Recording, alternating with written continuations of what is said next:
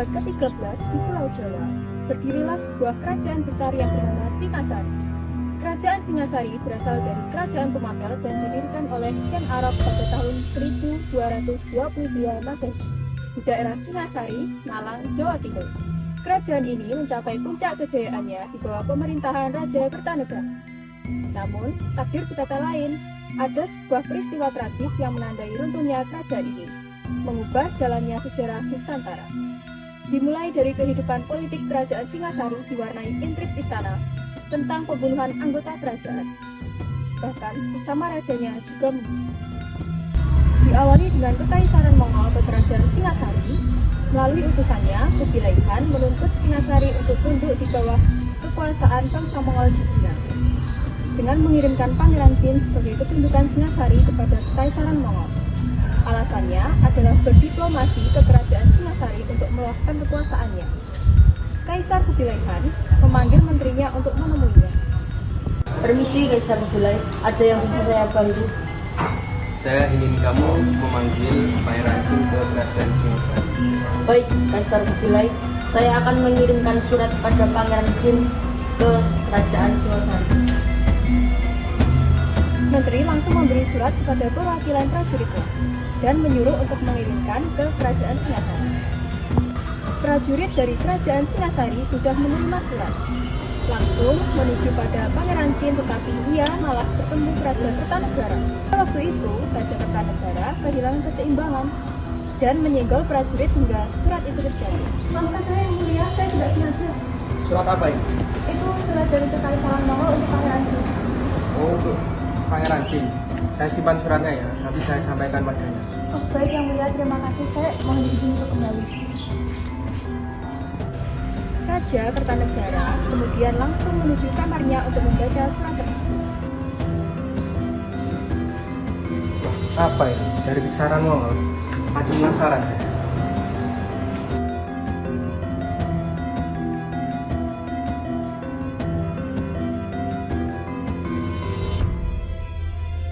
Apa menunduk? Tidak mungkin.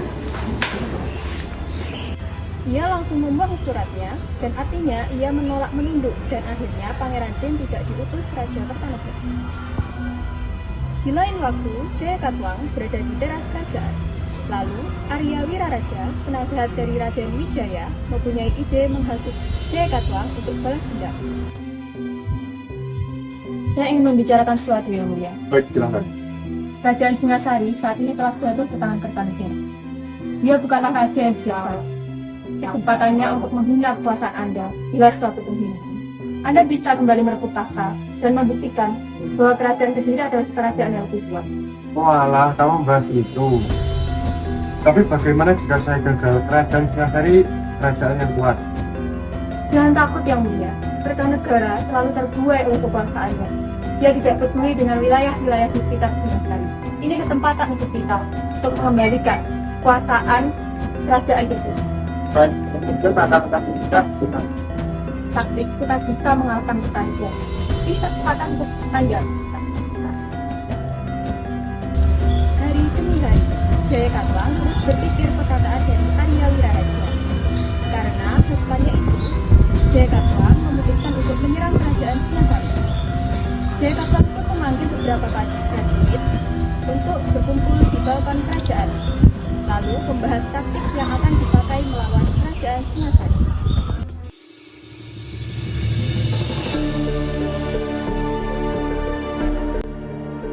Singasari telah terlalu lama menjadi kita.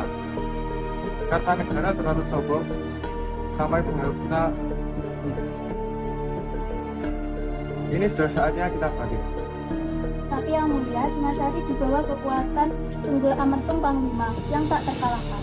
Jika itu benar, mari kita tunggu sampai mereka lengah dan menyusun taktik untuk menyerang. Ide yang bagus yang mulia. Sementara Raja Kertanegara sibuk dalam memperluas kerajaan Singasari keluar daerah Jawa dengan gagasan Cakrawala Mandala. Dan pada tahun 1275, Raja Kertanegara mengirim pasukan ke Sumatera yang dikenal dengan ekspedisi Pamalaya. Ia ingin menaklukkan Melayu untuk menghadang rencana ekspansi Kaisar Mongol dari Cina, hingga melupakan perkataan dari Kaisar Kubilai dari Mongol dan prajurit Jayakatwang yang terus memantau kerajaannya. Kerajaan Singosari saat ini mulai lengah dan mulai melemah pertahanannya dan keamanannya. Prajurit pun langsung mengabari Yang Mulia Jayakatwang.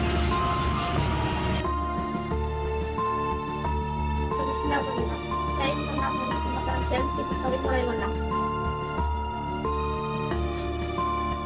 Patih Jayakatwang datang dan tidak sengaja mendengar percakapannya.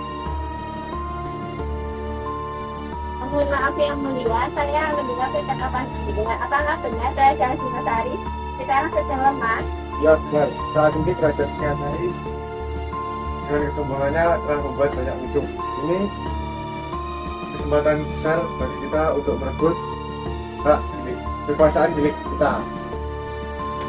Untuk melawan kerajaan Singosari, kita juga perlu taktik yang bagus Yang Mulia, seperti menyerang dari kedua arah. Ide yang bagus. Kalau begitu, mari kita lakukan. Siap, laksanakan Yang Mulia. Di sisi lain, Kaisar Kubilai melihat bahwa belum ada kabar sama sekali dari Raja Kertanegara. Ia sudah menunggu balasan dari kerajaan Singosari, tapi hasilnya nihil. Akhirnya ia mengirimkan seorang pangeran Cina bernama Pangeran Mengci untuk ke kerajaan Singosari. Pangeran Cina bernama Mengci menuju kamar Kaisar Kubilai Khan karena dipanggil melalui perwakilan prajurit. Permisi Kaisar Kubilai, ada yang bisa saya bantu? Terima kasih Pangeran Jin, silakan duduk. Ini mengutus kamu ke kerajaan Singosari dengan alasan kerajaan Kertanegara harus tunduk pada kekaisaran Mongol. Baiklah Yang Mulia, saya siap laksanakan. Beberapa hari kemudian, setelah berhasil menyusun taktik, pasukan Jayakatwang Kong datang ke kerajaan Singosari. Ia mengepung dari arah utara dan selatan. Setelah dikepung oleh pasukan Jayakatwang, salah satu prajurit berhasil menyusup dari dalam melewati pintu dayang-dayang dan akhirnya berhasil. Mari kita ke singgahsana Raja Kertanegara.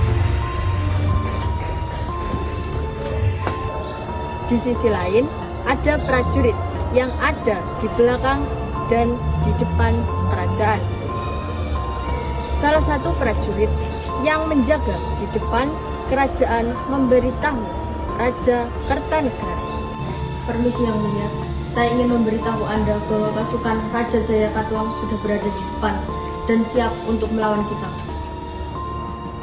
Baik, terima kasih. Saya akan ke sana untuk menyiapkan pasukan di depan gerbang kerajaan. Baik, laksanakan Baginda. Saya permisi.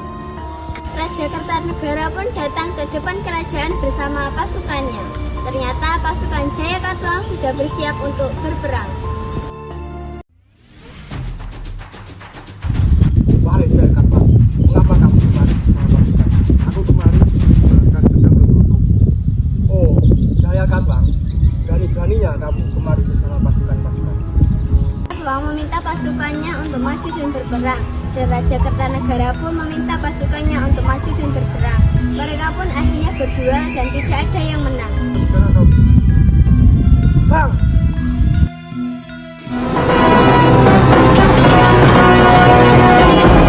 Lain, sebagian prajurit Jayakatwang telah terbunuh dan Raja Kertanegara pun menoleh ke belakang dan menyombongkan diri.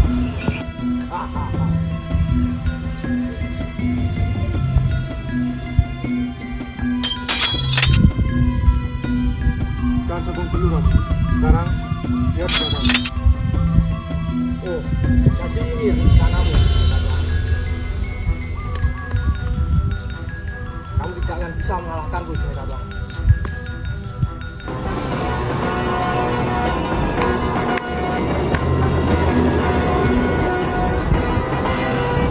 Kertanegara menoleh ke belakang dan melihat para prajuritnya tewas mengenaskan.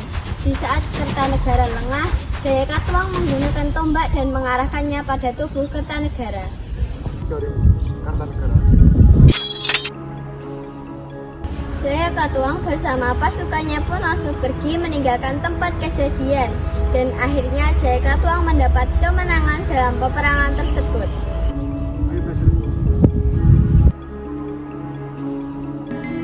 Di saat Mengci datang ke kerajaan Singasari, Raja Kertanegara melukai wajah Mengci serta menolak ketundukan pada Kaisar Mongol, dan Kaisar Kubilai pun akhirnya marah hingga menyatakan peperangan. Di sisi lain, Kaisar Kubilai dari Mongol, ia menyiapkan pasukan untuk menyerang Kertanegara. Setelah semuanya selesai mempersiapkan, Kaisar Kubilai bersama pasukannya menuju ke kerajaan Singosari. Tetapi ketika mereka sampai, semua prajurit dari Kertanegara sudah terbunuh dan tergeletak lemah. Loh, Kertanegara sudah tewas. Siapa yang membuat konspirasi pembunuhan pada Kertanegara? Konspirasi yang sangat bagus. Kaisar Kubilai Han pun kembali ke daerah asalnya.